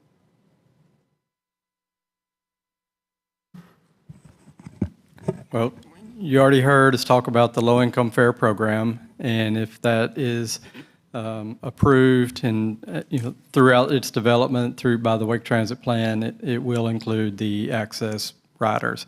That is our intent. That is what we are pushing forward. So that would, in essence, cover the majority of that clientele, most likely, as you're saying. So would Medicaid also be half off if it is return to fare? So the regulations for ADA, and I'm not a scholar on this, so I don't know if Mr. Eatman wants to come up and speak on it or not, but access is a much more expensive program than a fixed route service system. The average cost per trip on a fixed route bus is usually in the low single digits. The average cost for an hour access trips on the taxi is about $20 per trip, so it costs quite a bit more per trip for the access program, and so it was set up differently than it was for the fixed route service. So I don't want to say the Medicare doesn't apply, but the fare collection structure, as far as I'm aware, only addresses that you may charge up to twice the fixed route base fare. Will it also include seniors because fixed route rides free? I would answer the exact same way. It only addresses for the ADA program that each trip can be charged up to twice the base fare. Thank you. Thanks for those questions, Byron. Go ahead. Sure. I have a couple of questions just because one about the low-income program that you talked about for phase one. It mentioned that there was supposed to be 5,000 Go passes for some of the nonprofit organizations. Has there been a determination of what nonprofit organization would get those and how many each would get? Is the first question. And one thing I would like to, if there's an opportunity for it to be considered, is that many of the nonprofits, like if the board was to approve and the councils to approve the rate increase, even though it said that there's a 25% discount for nonprofit organizations, many of them have probably not had the opportunity to put that into their budgets and not even be able to afford those, even though many of the nonprofit organizations in town are seeing a higher increase in utilization for needs of their services. And that includes Oak City Cares, St. John's, Southlight, Healing Transitions, Raleigh Rescue Mission. Has there been a consideration to even possibly either suspend the 25% discount or allow them free passes or even free daily passes for a 6-month period of time until they are able to address being able to pay for the nonprofits for their next fiscal year, because they may not even have the money to do those, because if the fares increase before they're able to even obtain the money to purchase that. I think I wanted to know if that's something to look at. Like, does Oak City get 1,000 Go passes? Does Raleigh Rescue Mission get 1,000 passes? I think to answer your question, we're in conversations. The staff is meeting with those organizations now. Before we went fare-free, I believe there was a 25% discount, and different nonprofits could buy at a discount and provide passes to people, but that hadn't happened for 4 years. And now what we're doing is that estimate of 5,000 is what we were told, or what staff was told when they began these conversations. All of the nonprofits, all the ones you just mentioned, I think have literally been met with, but they are saying our clientele has ballooned in the, since the pandemic. So that 5,000 estimate is simply an estimate from the organizations about how many people would end up riding. So it's still in the discussion phase. But our idea is, or one of the things I think David mentioned, was that we would go to go Triangle and ask them to help us fund this pass program. As it develops, we'll continue to hear from staff and then propose what we decide. But that's one of the specifics of how we would structure the various passes as it's developed. Not decided yet. I think that's very valuable. They may need more passes. Just my last question, when someone gets a Go Pass, how long is that pass good for? Typically, the way the Youth Go Pass was structured was they all expired about the same time, and they were good for a year. Okay. Actually, I take that back. For the Youth Go Pass, since there was a known end date, the Youth Go Pass, when you turn 19, expires. So part of the application process for the Youth Go Pass was, what's your birth date? And then they would program that in for your individual pass so that it just automatically turned off. I think the thought process so far has been to give a minimum of a 1-year pass for the low-income program, and possibly even up to a 2-year pass, just to cut down on administrative costs for everybody that's involved. Instead of having to go back and reissue after 1 year, you're just, you're probably going to need it for a couple of years if you're in that situation. And to just support Linda's comments, 5,000 was just a number that some of the folks on the COC calls threw out there. It could be up to that amount. That certainly would not be a limited number of passes that were available. If you needed 500, we would start you out with 500, and if you gave all those away and you needed some more, we would bring you some more. Okay. So they would be available as needed. And those are the passes that would be, at this juncture, free to the nonprofits? Okay. Thank you. Thank you. 1 second, I'm going to do mine, and then I'll come back to you. As a follow-up to that, the low-income program that you presented today that is in the works with Go Triangle, it has not yet been determined whether the nonprofits will be charged for those passes, or is there a thought that they will be charged or not be charged? If they were charged, it would be for just the cost of the pass. So $2 to give to your client, and then at a minimum, they ride free for a year. Okay. And we've had that conversation with them on our calls, and they all seem to be supportive of that. Sure. Well, most of them just turn back around to the city or the county and ask for money to pay for the passes with. So that probably makes sense.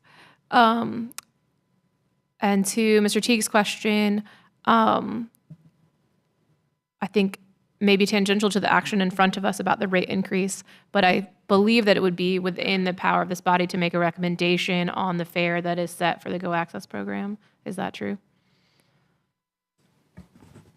Sure. Okay. Does that make sense to you? Okay. And then I'll come back to Ms. Johnson is regarding the comments about the action of increasing the, okay, go ahead. In seeing the presentation, there are different categories, low income, people with disabilities, and on and on and on.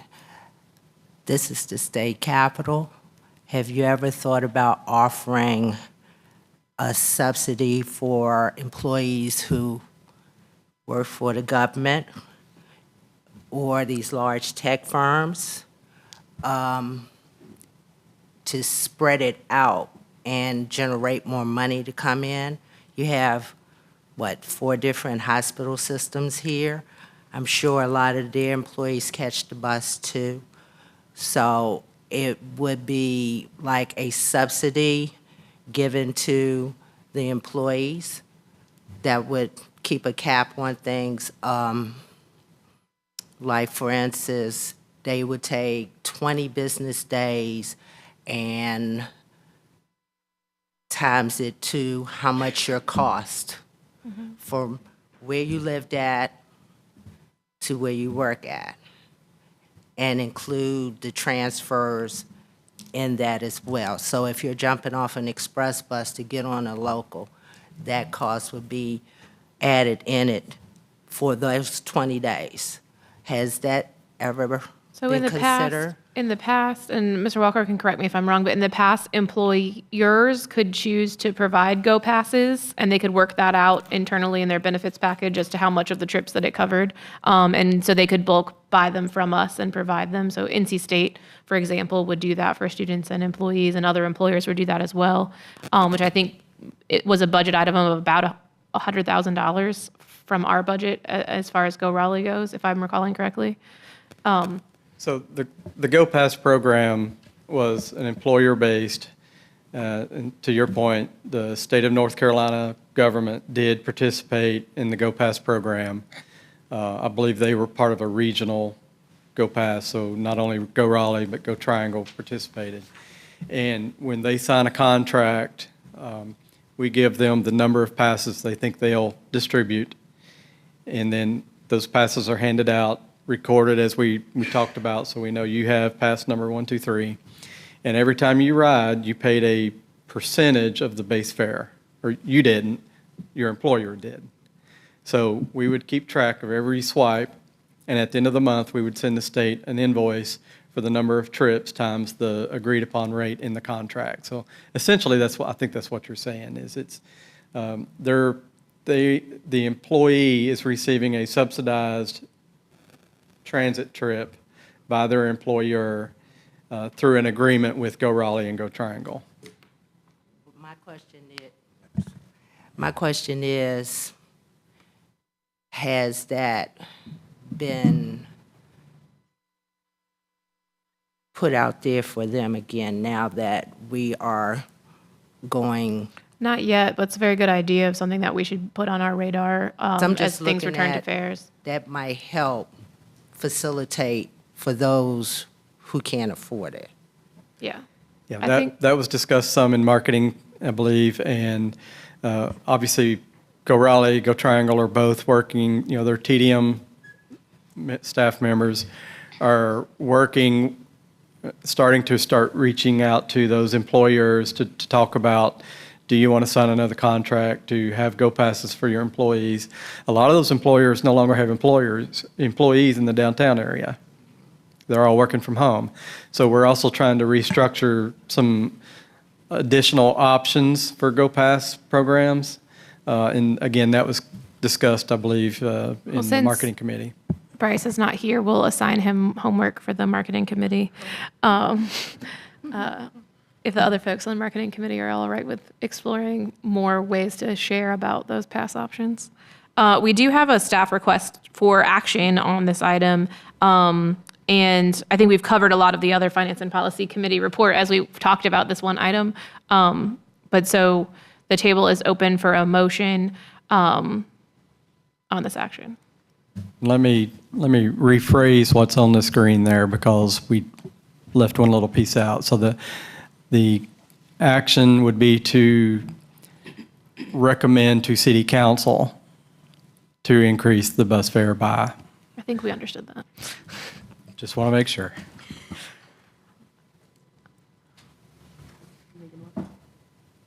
I'm waiting for someone to make a motion. Madam Chair, I make a motion that that this body vote on recommending to City Council that if we go back to fares, we increase fares by 25%. No, 25 cents, sorry. Or 20%. Yeah, 25 cents or 20%. I knew there was something else. Second. So the motion has been moved and properly seconded. All those in favor? Aye. Aye. Let's raise hands.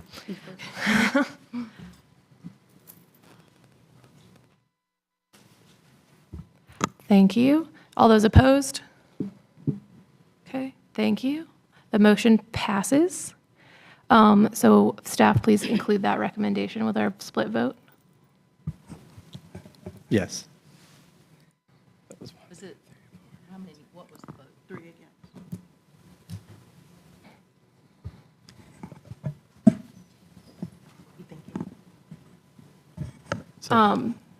Just one quick follow-up. Yes. So the next step, if City Council decides to move forward with this return to fare and increase, we will need to schedule a public hearing at some point in the future before the service that increase is implemented. So we'll stay in touch on that, but just wanted to make sure you're aware of that. Yes, please let us know when it will be. The next item, we're still on finance and policy. We discussed many of the items on your piece. I know that we wanted to take a look at the overall budget. We are technically only scheduled for 10 more minutes of meeting. I think that it would still be good to have a brief overview so that way everyone knows what they're looking at in the budget as they review it before we look at it next month. Is everyone all right with that? Yes, and Siobhan, You're not going to do it, Linda? I know you guys want me to do it, but I'm going to ask Siobhan to come up and present it. She's able to do it quickly. I promise to keep it very brief. That's right.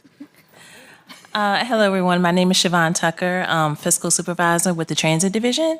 And I will walk you through the FY25 Transit Division proposed budget. The bulk of the materials are attached in board docs. So you'll see a detailed analysis of the 24 versus 25 budget and notes for significant variances, and also an excerpt from the FY25 draft work plan from the Wake Transit Plan as well.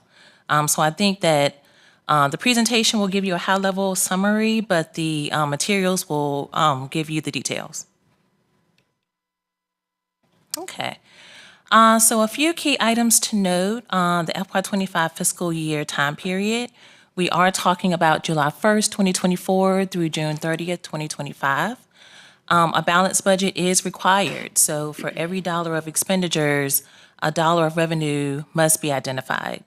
And we have the pleasure of developing two budgets each year. So we developed the budget for both the city of Raleigh and also the Wake Transit Plan for Go Raleigh.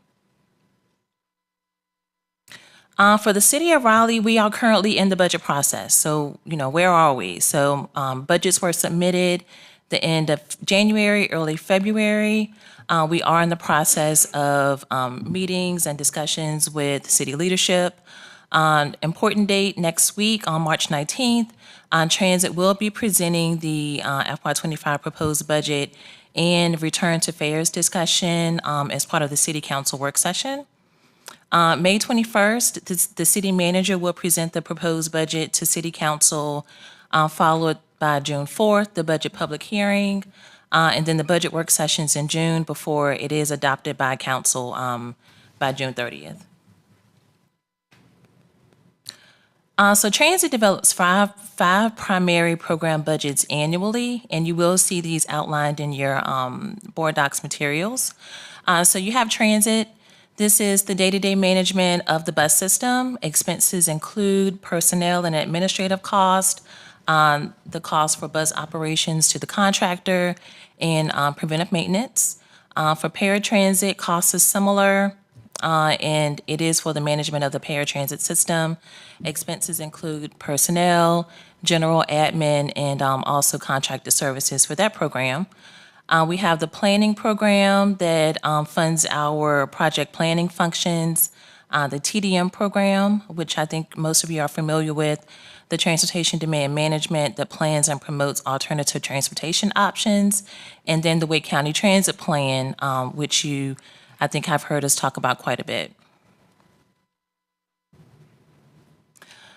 So as you look through your materials, some program highlights or budget highlights as you look through, some things to keep in mind. So in the proposed budget, we are including fare revenue. Council has not approved a return to fares yet. However, we have put in those numbers as placeholders in anticipation of a potential return to fares. So in total, we have programmed 1.8 million, which is approximately half of our pre-COVID fare collections. And if there is a situation where council does not approve a return to fares, we will work with the budget office to identify how to update the budget to reflect that. You will also see an approximately 15% increase in fixed route cost in '25. One thing that we did discuss with the RTA quite extensively last year leading into the new service contract was that we were anticipating the contract to be more expensive due to the different structure than what we had previously. So we are accounting for that increase in cost for the contract. And also because we are returning to those pre-COVID routes that were suspended, as we implement that service and get back to those pre-COVID service levels, the cost will increase in relation to that. Fortunately, we are seeing a cost savings in the paratransit program. However, the EcoLane software has been great in helping us to reduce those costs. The transparency and the accountability has allowed us to decrease the expenses, especially on that taxi program.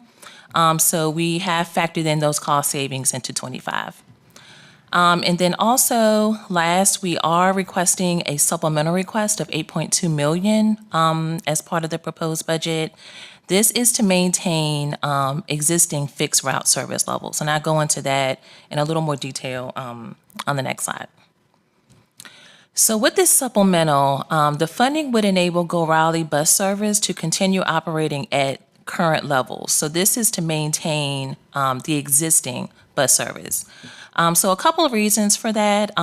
We did experience significant cost increases during post-COVID inflationary period. I think we have all seen across the board in a lot of different areas in our own lives, costs have gone up. And it's the same with the transit program. Things just cost more. And then I mentioned earlier the different contract structure with the new fixed route vendor. So we are building in that anticipated 15% increase in costs year over year. And then over the last couple of years, from 21 to 24, as we experienced those increased costs, we were able to fund those using the federal relief funding that we received, the CARES funding, American Rescue, CRISA. But those funds will be fully expended in 24, which is why we are looking to the city to help fund that operating deficit that we have identified. So moving into the weight transit plan, we are currently in the process of that budget process as well. So February 26th, the draft work plan was released for 30-day public comment. So we are currently in that period. April 17th, the TPAC is scheduled to consider recommending the work plan for adoption. May 1st, it will be released for a 14-day public comment period with the expectation that it will be adopted by the Go Triangle and Campo executive boards by June 30th. With the weight transit budget, there are some new operating requests at this point. Most of them are improvements to the fixed route service, and the routes are listed on the slide here. And also for Roseville, the Wake Forest Microtransit Connector, this is more so a replacement for the 401X Roseville. So there is some new funding that we are accounting for in 25.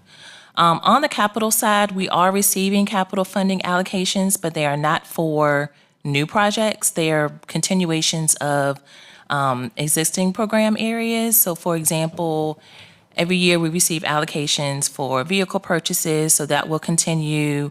Bus shelter improvements, the paratransit facility that we are in plans of constructing, and also bus rapid transit. So all of that capital funding is currently built into the FY25 draft work plan.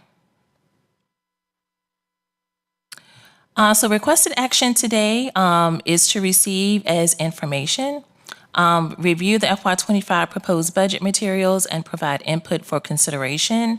Next month, we will be coming back to ask the RTA to endorse the budget for consideration for City Council adoption. And I think that's it. I'm open to any questions. Thank you. In the interest of time, I think we'll have folks that have questions send them to you via email, and hopefully your inbox will forgive us. Yeah, that'd be fine. Okay. Thank you very much for making it clear. I think it's helpful for new board members to know why they're looking at so many pieces and parts of the budget before they dig in. Yeah. All right. Thank you.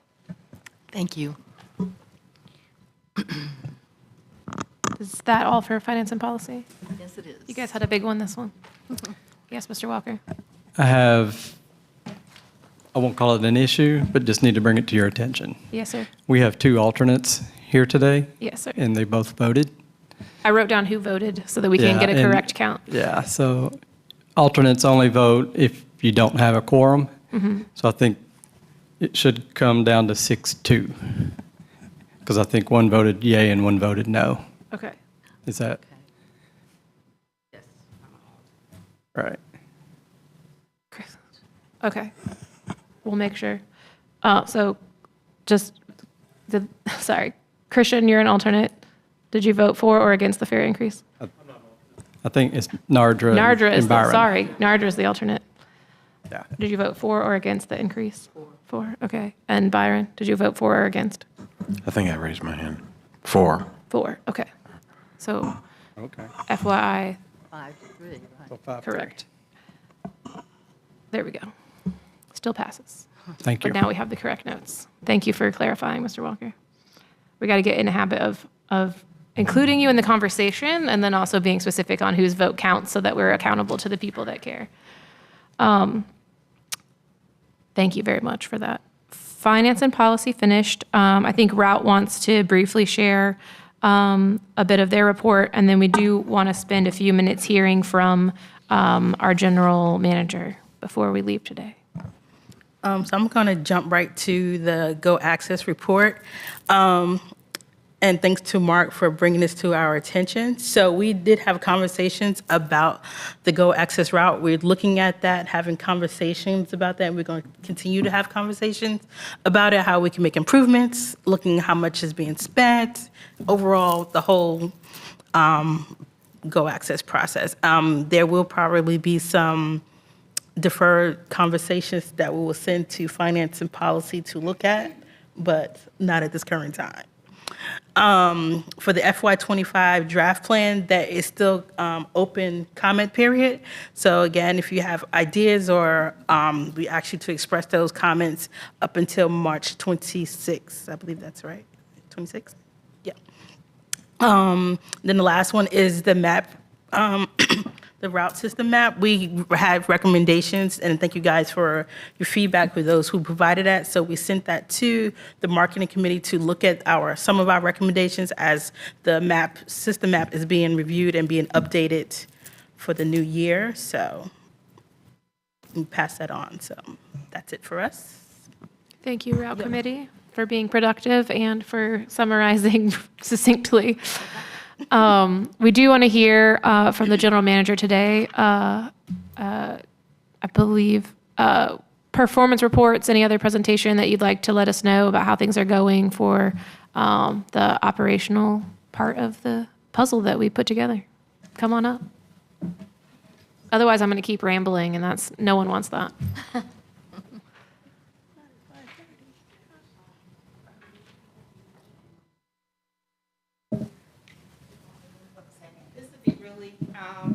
Quick, I'll go through it. I think you've seen most of the information. And for those who don't know me, my name is Tanya Dupree, and I'm the acting general manager for Go Raleigh RATP Dev. Oh, okay, really fast. All right, so I'm just going to take a few minutes to go through a few of our key performance indicators, and then I'll answer any questions that you may have about any information that I presented or just general questions about the operations. So we'll start with safety. In January, we had one preventable accident, and that was a vehicle strike with a fixed object. We have a new safety campaign. Every month we change them. That's one of the things that we're looking at, side swipes and mirror taps, because that seems to be, of all of the accident types, the most prevalent. So we're doing a campaign around that. One of the other things that we're doing is that we're looking at risky behavior.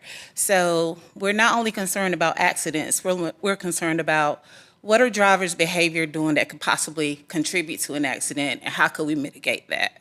So some of the things that we see is that our following distance is too close, and that we have an issue with rolling stops. So that's one of the new campaigns that we're focusing on over the next few weeks. Active operators by month. This is always a good chart.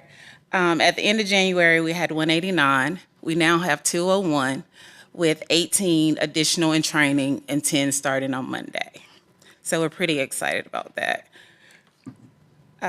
One other thing about operators key to note is that we have 2 that are retiring tomorrow, one with 27 years of service, the other with 32. So we're doing a service campaign plaque award tomorrow during lunch.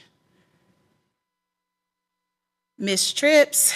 You see the total here in January. A lot of that had to do with the service change that we implemented on January the 14th. We had a really good solid week, the first week of implementation, and then we had sporadically days that we had call-outs, and we haven't been able to pinpoint exactly why. There was no particular day that this occurred more frequently than any other during that time span.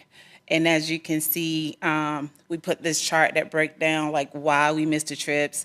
No operator is the most prevalent one. We're hoping with the addition of the head count that number gets reduced. We're confident that it will. Ridership, we're kind of getting back to where we were.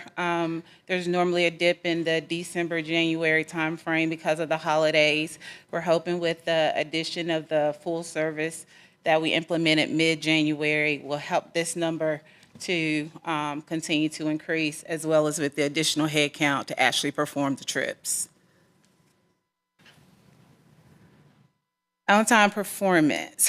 We understand that we have a lot of work to do here. We've been showing small increases in progress. One of the biggest issues that we had in January is just like in September, is that we have a lot of brand new operators. Brand new operators, they struggle with maintaining the schedule. We also had that schedule change, and a lot of people chose different routes that they weren't familiar with, so that impacted our on-time performance for January. But we are constantly looking at it. We're evaluating stops and time points. We're having additional trainings with the drivers, so we're trying to look at everything we can to attack that number. PM completions, we've focused on that to make sure that we are completing them 100% of the time. Our distance between roll calls is over target.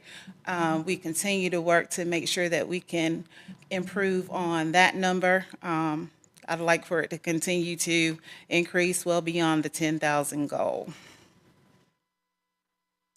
Oh. Complaints. These are complaints by type. Driver error, we had 5, and again, it goes back to the fact that we have a lot of new drivers, and they performed different routes during the January timeframe. So that's the main thing that happened. We have some missed trips, as we've already discussed. Missed stops, again, it goes back to training. We do pull these employees in when we get these reports of missed stops, and sometimes it does involve retraining for the driver so that they can understand the importance of making sure that they stop everywhere that there's a stop along the route when they see individuals. Employee behavior, that's a constant thing.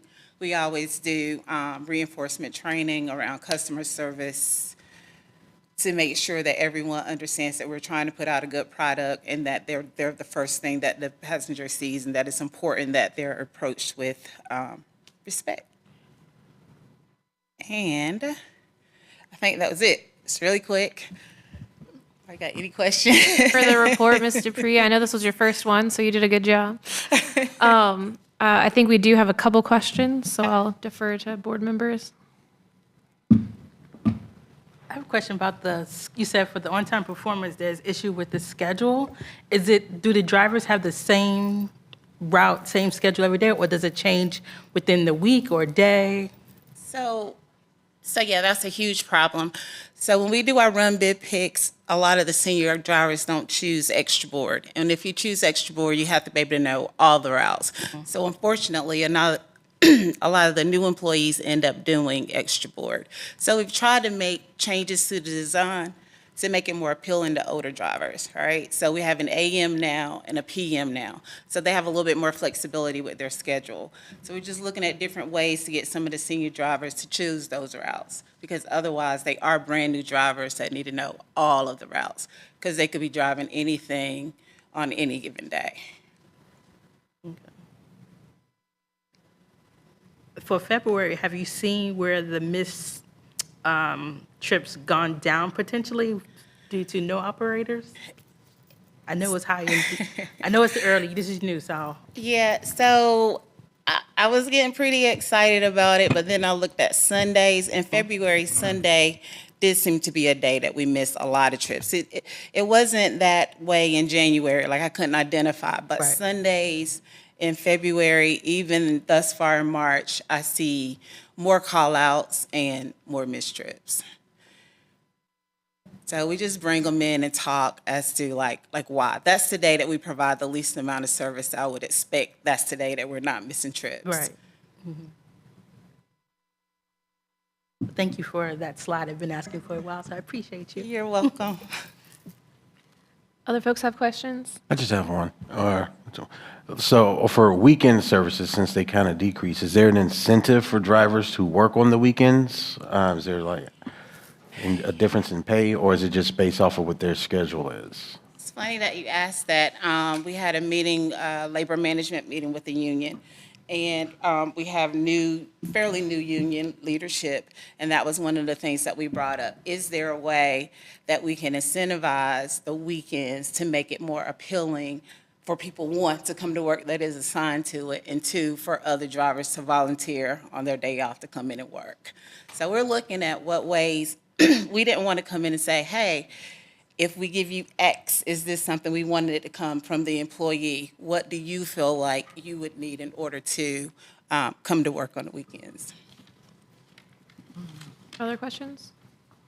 Okay, well, thank you for presenting. I think at our retreat, you heard everyone on the board say that we want to focus on fundamentals, and we do that in partnership with y'all because you are doing the hard work of actually operating the system every day, and we appreciate that.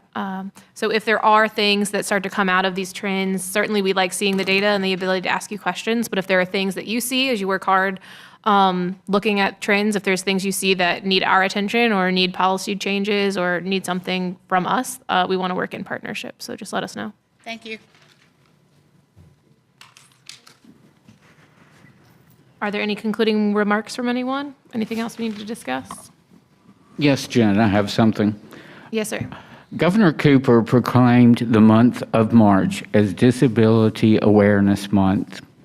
I would like to thank my visually impaired and disabled community for recommending my voice to City Council member Corey Branch. It means a lot to me. Thank you, Mayor Baldwin and Council member Branch, for their nomination to City Council of my appointment. I would like to recognize and thank Lawrence Carter and Dr. Ricky Scott for their assistance in teaching me that I could live productively without eyesight. My goal of being on this board is to work with fellow commissioners and city staff to make Raleigh transportation system one of the best in the nation. What we do today will impact how our future generations live. I'm honored to be a part of it with you. Thank you. Thank you, Mr. Teague. We're very honored to have you on board with us. Any other concluding remarks today? All right. Seeing none, I will adjourn the meeting at 5:45 p.m.